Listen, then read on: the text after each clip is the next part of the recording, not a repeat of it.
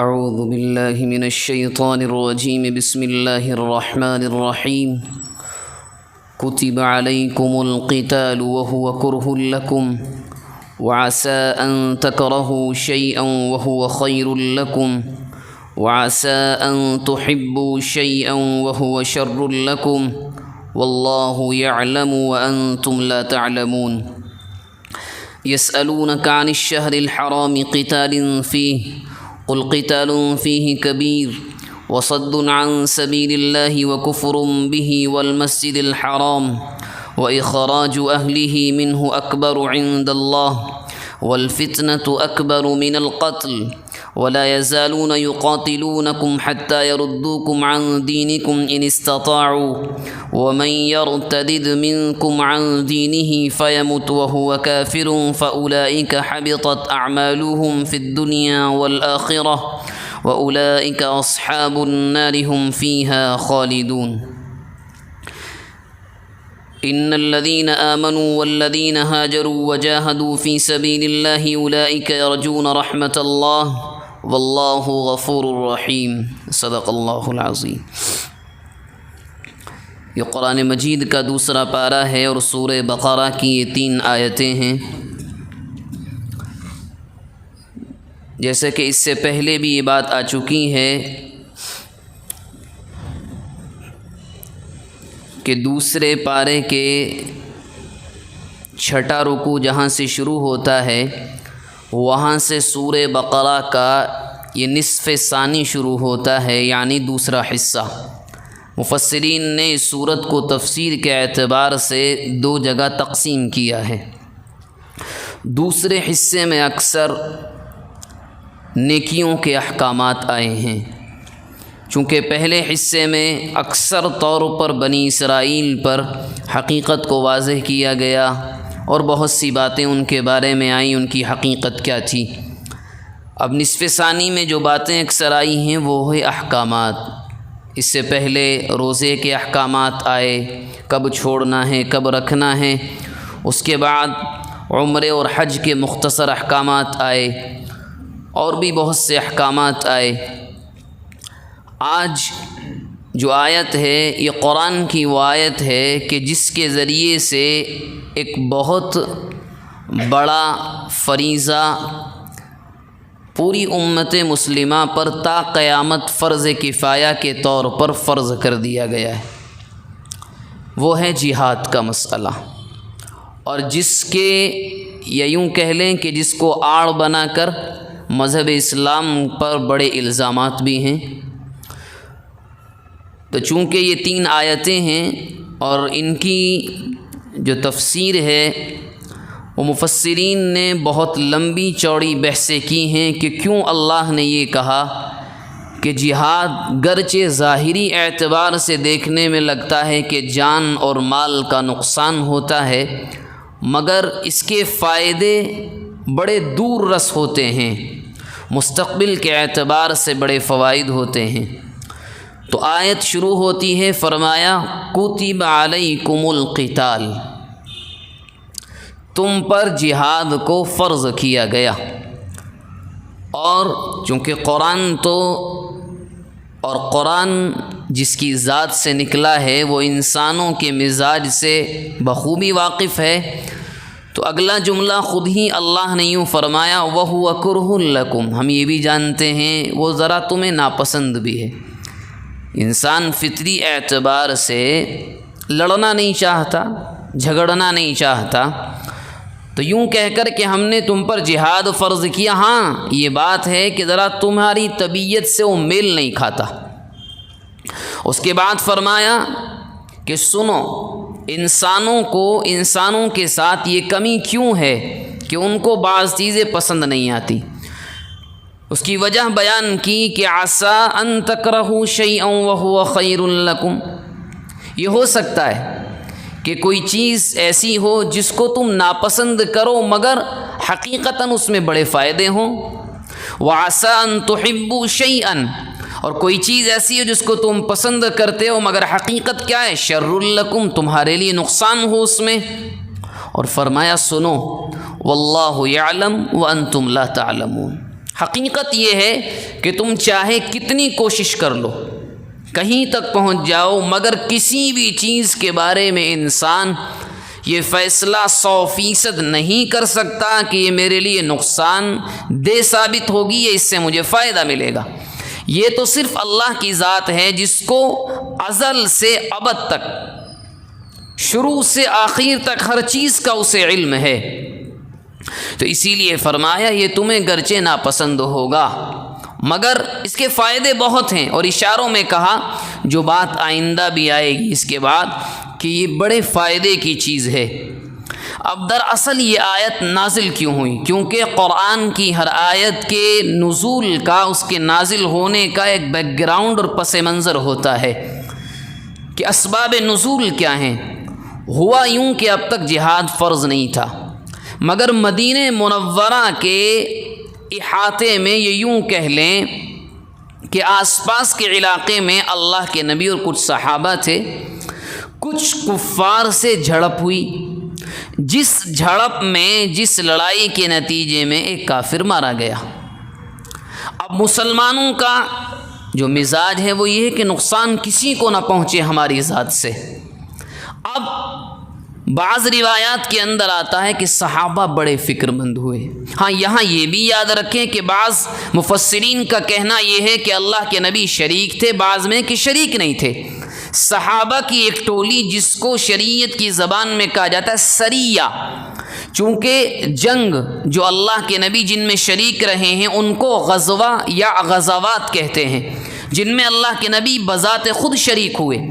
ان غزووں سے پہلے اللہ کے نبی چھوٹی چھوٹی ٹکڑیاں بھیجتے تھے مدینے میں آنے کے بعد مدینے کی کھیتیوں کی حفاظت، جانوروں کی حفاظت کے لیے۔ انہی میں سے ایک ٹکڑی سے جھڑپ ہوئی، اور یہاں یہ یاد رکھیں کہ ابھی جہاد کے متعلق کوئی حکم نہیں آیا تھا، کیونکہ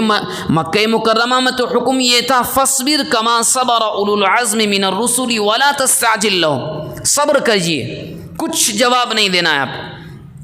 اب یہاں ایک کافر مارا گیا۔ بعض روایات میں آتا ہے کہ صحابہ فکر مند ہوئے، اللہ کے نبی سے آ کر سوال کیا، ایسا ہو گیا ہے۔ اور دوسرا اتفاق یہ ہوا کہ صحابہ نے یہ سمجھا کہ اب تو آج جس دن یہ واقعہ ہوا، رجب سے پہلا جو مہینہ آتا ہے جمادی الثانی یا جمادی الاخری، جمادی الاخری وہ ہے، تو جمادی الاخری میں تو جہاد قتال لڑنا جائز تھا، لیکن 4 مہینے اس سے پہلے بات آئی، آپ کو یاد ہوگا کہ اشہر حرم کہلاتے ہیں، مقدس، جن میں اسلام بھی کہتا ہے اور اللہ کے نبی کو نبی بنائے جانے، نبوت ملنے سے پہلے بھی مشرکین میں یہ تھا، گرچہ وہ ترتیب الگ کر لیتے تھے اپنے اعتبار سے کہ 4 مہینے مقدس ہیں جس میں رجب بھی ہے، حالانکہ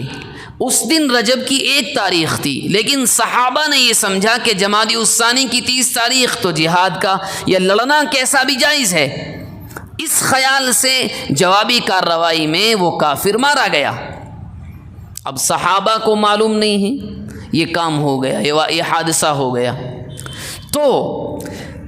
کچھ روایات میں ہے کہ خود مشرکین نے سوال بھیجا، طعنہ دیتے ہوئے، اعتراض کرتے ہوئے کہ ویسے تو بڑے امن کے پھیلانے والے ہیں آپ، اور آپ کے مذہب میں ایک مقدس مہینے کا احترام بھی نہیں ہے، کیونکہ رجب کی 1 تاریخ ہے، لڑنا جھگڑنا ٹھیک نہیں ہے، یہ تو اس مہینے کے احترام کی پامالی ہے۔ تو قرآن مجید نے اگلی آیت میں یہی جواب دیا، کیا فرمایا؟ سنو، یسألونک عن الشہر الحرام قتال فیہ، یہ لوگ آپ سے سوال کر رہے ہیں مقدس مہینے میں لڑنے، جنگ کے بارے میں۔ تو ان کو پہلا جواب تو ہے جو بنتا ہے، تحقیقی جواب وہ یہ ہے، فکہیے آپ، قل قتال فیہ کبیر، ہاں مانا کہ ایسے مہینے میں جو قابل احترام ہے جنگ کرنا، لڑنا بہت بڑا گناہ کبیرہ ہے۔ قرآن کہہ رہا ہے، اللہ نے فرمایا ہم نے مان لیا، کیونکہ یہ غلطی جان بوجھ کر نہیں کی گئی، یہ غلطی اس بنیاد پر ہوئی کہ صحابہ نے سمجھا رجب شروع نہیں ہوا، اور حقیقت یہ تھی کہ رجب کی 1 تاریخ ہو چکی تھی، لڑنا نہیں تھا، درگزر کرنا تھا، چلو جان بوجھ کر نہیں ہوا، ہو گیا۔ اب قرآن آگے کہہ رہا ہے تم جو سوال لے کر آئے ہو، تم نے جو اعتراض کیا ہے، کیا تمہارا منہ یا تمہارا کردار اس قابل ہے کہ تم ہم سے ایسا طعنہ دے کر سوال کرو؟ کیوں؟ قرآن نے سوال کیا وَصَدٌّ عَن سَبِيلِ اللَّهِ، اور ذرا یہ تو بتاؤ اللہ کے راستے سے لوگوں کو روک دینا کیا گناہ نہیں ہے؟ کیوں؟ مشرکین مکہ کیا کرتے تھے؟ مدینے میں کوئی آیا، مارنا پیٹنا، ڈرانا دھمکانا، مسلمان مت ہو جانا، اس کے جانوروں کو لوٹ لینا، اس کی بکریوں کو مار ڈالنا، لوٹ کر لے جانا، بچوں کو اغوا کر کے منڈیوں میں بیچ، یہ ڈراتے تھے۔ اور باقاعدہ فتح مکہ سے پہلے جب اللہ کے نبی کی جو مکی زندگی ہے اس میں بھی، آپ کی ہجرت کے بعد بھی وہ لوگوں سے کہتے پھرتے تھے، حج کے مہینوں کے دوران جب تمام عرب حج کے لیے آتے تھے، محمد کی باتوں کو نہ سننا۔ باقاعدہ ان کی جانب سے جو مشرکین کے بڑے سردار تھے، ابو جہل ہو، ابو لہب ہو، مغیرہ ہو، کوئی بھی ہو، جہاں تک کہ اللہ کے نبی کے جو رشتے کے سسر ابو سفیان ہیں وہ بھی اس میں شریک رہتے تھے، کیونکہ وہ ایمان لے کر آئے فتح مکہ سے ذرا پہلے، وہ بھی شریک رہتے تھے کہ وہ کچھ مبلغین کو، کچھ بیان کرنے والوں کو یہ کہتے تھے کہ جاؤ لوگوں کے کانوں میں یہ بات کہو، محمد کی باتوں کو نہ سننا، جھوٹ بولتا ہے، نعوذ باللہ، جادوگر ہے، فلاں ہے فلاں ہے۔ تو قرآن کہہ رہا ہے تم نے آ کر ایک ایسی غلطی جو ہمارے ماننے والوں سے جان بوجھ کر نہیں ہوئی، یہ سہون ہو گیا، بھول میں ہوا، کیونکہ رجب کا مہینہ معلوم نہیں تھا، لیکن تم خود یہ تو بتاؤ، تمہارا کردار تو یہ ہے کہ تم تو جان بوجھ کر اللہ کے راستے سے لوگوں کو روکتے ہو، کیا یہ بڑا گناہ ہے؟ یہ بڑا گناہ ہے۔ اس کے بعد قرآن یہی نہیں رکا، اس کے بعد فرمایا وَكُفْرٌ بِهِ، اور اس ذات کا انکار کرنا، اس ذات کا انکار کرنا تو جنگ کرنے سے بڑا گناہ ہے، تم اسی کا انکار کرتے ہو، والمسجد الحرام، اور اسی کے کعبے میں مورتیاں رکھ کر تم لوگوں سے کہتے ہو کہ لات اور عزا کا طواف کرو۔ تو یہ جو تم آ کر سوال کرے ہو، تمہارا منہ اور تمہارا کردار اس قابل نہیں ہے کہ تم آ کر ہم پر اعتراض کرو۔ اور اگر قرآن نے سوال کیا وَإِخْرَاجُ أَهْلِهِ مِنْهُ أَكْبَرُ عِنْدَ اللَّهِ، اور جو کعبۃ اللہ کے اصل وارث تھے، اصل حقیقی اس کے اہل تھے، یعنی محمد اور ان کے ماننے والے، تم نے تو ان کو ہی نکال کر باہر کر دیا، تم نے تو ان کو شہر چھوڑنے پر مجبور کیا، کس منہ سے سوال کرنے آئے ہو ہم سے؟ اور فرمایا سنو وَالْفِتْنَةُ أَكْبَرُ مِنَ الْقَتْلِ، اور یہ قرآن نے ایک اصول بیان کیا، اور یہ انسانی حقیقت بھی ہے کہ فتنہ جنگ سے زیادہ خطرناک ہوتا ہے۔ کیا مطلب؟ ایک انسان دو لوگوں کے درمیان فتنہ بھڑکاتا پھرے، وہ لڑے نا مگر دو لوگوں کو اس میں مبتلا کر دے، اس سے لگانا، یہ کرنا، بلکہ قرآن کے یہاں بیان کے مطابق لوگوں کو گمراہ کرنا، نہیں اسلام کے پاس مت جانا، قرآن کی یہ آیت کا مطلب یہ ہے، فلاں کا مطلب یہ ہے، اور تعویلات کر کے اور اسلام کے خلاف بھڑکانا۔ تو قرآن نے یہ کہا دنیا کے اندر جنگ سے زیادہ خطرناک کوئی چیز ہے تو وہ ہے فتنہ، لوگوں کے درمیان آگ بھڑکانا، یہ زیادہ خطرناک ہے، پوری انسانیت کو آزمائش میں ڈال دینا۔ اور قرآن نے پھر ایمان والوں سے یوں کہا کہ سنو، یہ تو آ کر کے تم سے ذرا سی غلطی ہو گئی، تمہارے دامن کو آ کر پکڑ رہے ہیں، ان کی حقیقت ہم بتائیں گے۔ کیا؟ وَلَا يَزَالُونَ يُقَاتِلُونَكُمْ، یہ نہیں رکنے والے، یہ کافر تم سے لڑتے رہیں، کب تک؟ حَتَّى يَرُدُّوكُمْ عَنْ دِينِكُمْ، یہاں تک کہ تم اپنے دین سے پھر جاؤ۔ ان استطاعوا، اگر وہ ایسا کر سکیں، خدا نخواستہ، یہ جب تک تم سے لڑیں گے، جب تک کہ تم اسلام کے منکر نہ ہو جاؤ۔ آسان زبان میں یہ نہیں چھوڑنے والے، ان کے دل کی خواہش یہ ہے۔ تو اب سمجھ میں کیا آیا اس موقع پر کہ جہاد کا ایک فائدہ تو یہ ہے، اگر صرف ڈیفنس ہوگا، صرف بچانا، صرف صبر، تو ایک موقع یہ آئے گا کہ انسان اور اس امت کا وجود ختم ہو جائے گا۔ اسی لیے تو جہاد کو فرض عین نہیں کیا، فرض کفایہ ہے، یعنی اللہ کے نبی نے کہا الجہاد ماضٍ الی یوم القیامہ، ایک حدیث شریف کا ٹکڑا ہے کہ جہاد قیامت تک جاری رہے گا۔ اس کا مطلب یہ ہے، محدثین بیان فرماتے ہیں کہ یہ امت پر فرض کفایہ ہے، یعنی جس طرح نماز جنازہ فرض کفایہ ہے، محلے میں سے 4 لوگ بھی ادا کر لیں تو کسی کے ذمے گناہ نہیں رہتا، اگر کوئی بھی محلے میں سے ایک بھی نہ پڑھے تمام گنہگار۔ اسی طرح پوری امت کی ایک ٹکڑی بھی دنیا میں کہیں پر اگر جہاد کر رہی ہے تو پوری امت کی جانب سے کافی ہے۔ اور اس کی بہت سے دلائل بھی ہیں، مثال کے طور پر اللہ کے نبی علیہ قرآن مجید کی بھی آیت ہے، قرآن مجید میں ایک جگہ اللہ تبارک و تعالی نے یوں فرمایا فلولا نفر من کل فرقۃ منہم طائفۃ لیتفقہوا، ایسا تم کیوں نہیں کرتے کہ تم میں سے ایک جماعت نکلے اور دین جا کر کے سیکھے، سمجھے دین کو۔ تو قرآن تو خود کہہ رہا ہے کہ کچھ لوگوں کا کام یہ بھی ہے کہ وہ دین کو بھی جانے، تو مطلب کیا نکلا؟ کچھ لوگوں کا کام یہ ہے کہ وہ اسلام کی مدافعت کے لیے، بڑھانے کے لیے جہاد بھی کریں جہاں ضرورت پڑے۔ اور قرآن مجید میں 5ویں پارے میں ایک جگہ فرمایا فضل اللہ المجاہدین باموالہم وانفسہم علی القاعدین درجہ، کہ اللہ مجاہدین کو فضیلت دیتا ان پر جو نہیں کرتے ہیں، ہاں ان پر گناہ نہیں ہوگا۔ تو معلوم یہ ہوا کہ جہاد فرض عین نہیں ہے، فرض کفایہ ہے۔ اسی طرح اللہ کے نبی علیہ السلام کے پاس ایک صحابی آئے اور جہاد کے بارے میں آپ نے اجازت لی، میں بھی جانا چاہتا ہوں۔ اللہ کے نبی نے فرمایا والدہ کہاں ہیں؟ والدہ حیات میں۔ فرمایا جاؤ ان کی خدمت کرو، پہلے ان کا حق ہے۔ تو اس بنیاد پر علماء فرماتے ہیں کہ اگر جہاد فرض عین نہ ہوا ہو، اور فرض عین ہونے کی 1 یا 2 صورتیں ہیں، وہ صورت کیا ہے؟ نمبر 1، اگر حالات ایسے آ جائیں کہ مسلمانوں کا بڑا امیر امام المسلمین یہ اعلان کرے کہ اب مجبوری ہے، سب کو کرنا ہوگا، تو نہ ماں کی اجازت کی ضرورت، نہ باپ کی اجازت کی ضرورت، کچھ نہ بیوی کی اجازت کی ضرورت، صاف لکھا ہے مفسرین نے۔ ہاں فرض کفایہ ہو تو کوئی ضروری نہیں ہے بالکل بھی جا کر کے جنگ کرنا اسلام کے لیے، لیکن فرض عین کب ہوگا؟ جب ایسا ہو جائے کہ پوری امت پر ایسا مسئلہ آ جائے کہ تمام جانب سے حملے ہوں اور کسی چیز کی بھی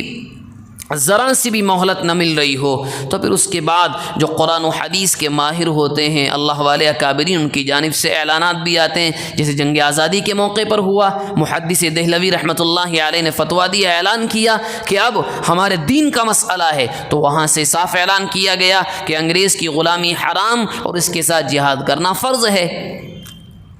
تو قرآن و حدیث سے بات ثابت ہے صاف طور پر کہ جہاد فرض کفایہ ہے، اور بہت سے مسائل معلوم ہوتے ہیں، مثال کے طور پر جہاد فرض نہ ہو اور ایک انسان پر بہت زیادہ قرض ہے، اب یہ جان بچا کر جہاد میں بھاگ رہا ہے کہ نہیں قرض دینا نہیں پڑے گا، تو صاف مسئلہ نہیں جا سکتے آپ، قرض ادا کیجیے، پہلے فرض کفایہ ہے، عین نہیں ہے، پہلے قرض ادا کریں۔ ماں بوڑھی ہے، باپ بالکل کمزور لاغر ضعیف ہیں، خدمت کریں آپ۔ دوسرے لوگ ہیں امت کے، وہ آپ کی طرف سے فرض کفایہ ادا کر دیں گے۔ چونکہ یہ 3 آیات ہیں اور ان کے اندر احکامات بہت سارے ہیں جہاد کے، کیونکہ جہاد کے نام پر ایک جو چیز تیار کر لی گئی ہے وہ یہ ہے کہ بس لوگ ڈر جاتے ہیں نام سن کر، حالانکہ جب جہاد شروع ہو اس کے جو شرائط ہیں، جو کنڈیشنز ہیں، وہ اتنی سخت ہیں جو اسلام نے لگائی ہیں کہ کسی کا نقصان ہو ہی نہیں سکتا سوائے ان کے کہ جو بغاوت اور ہٹ دھرمی پر ہوں، اتنے سخت ہیں، اور اس پر ہزاروں صفحات کی کتابیں علماء نے لکھی ہیں، بہترین کتابیں۔ بچوں کو آپ ہاتھ نہیں لگا سکتے، کھیتیوں کو نقصان نہیں پہنچایا جا سکتا، عورت کو کوئی ٹچ نہیں کر سکتا، کسی کی بے عزتی نہیں کی جا سکتی، بوڑھا ہے اس کو عزت دینی ہوگی، کسی کا کھانا آپ نہیں روک سکتے، کسی کی عبادت گاہ کو نقصان نہیں پہنچایا جا سکتا، سینکڑوں شرائط، سینکڑوں۔ ایسا نہیں ہے اوروں کی طرح جیسے قرآن نے بیان کیا اذا دخلوا قریۃ افسدوها وجعلوا عزت اہلها اذلہ، کہ دنیا کے بادشاہوں کا، کہ دنیا کی دوسری قوموں کا اصول کیا ہوتا ہے، کوئی ملک فتح کر لیا وہ کیا کرتے ہیں، نہ کوئی مکان باقی، نہ کوئی دکان باقی، نہ جوان باقی، عورتوں کی عزتیں بیکار، لوٹ لی جاتی ہیں، بوڑھوں کو بھی مار دیا جاتا ہے، بچوں کو بھی بخشا نہیں جاتا، اور آج کل تو اس کا معائنہ خود آنکھوں سے ہوتا ہے۔ لیکن اسلام کا ایسا نہیں ہے۔ اگر کوئی قیدی بھی آپ بنائیں گے تو اس کے جو انسانی حقوق ہیں اس سے آپ اس کو محروم نہیں کر سکتے۔ اور فلسطین کے حالات میں تو دنیا نے اس کو اپنی نگاہوں سے خوب دیکھا ہے بڑی اچھی طرح کہ جن لوگوں کو قیدی بنایا گیا فلسطین جو اپنے وجود کے لیے وہاں لڑ رہے ہیں، انہوں نے کس طرح سے ان کو رکھا ہے، ان کی داستانیں سب کے سامنے۔ بہرحال آئندہ انشاءاللہ جو کیا شرائط جہاد کے ہیں، کیا فوائد ہیں، وہ باتیں ہمارے سامنے آئیں گی۔ اس مختصر سے وقت میں جو چیزیں ہمارے سامنے آئی ہیں دعا فرمائیں اللہ تبارک و تعالی اخلاص نیت کے ساتھ سمجھنے اور عمل کی توفیق مرحمت فرمائے۔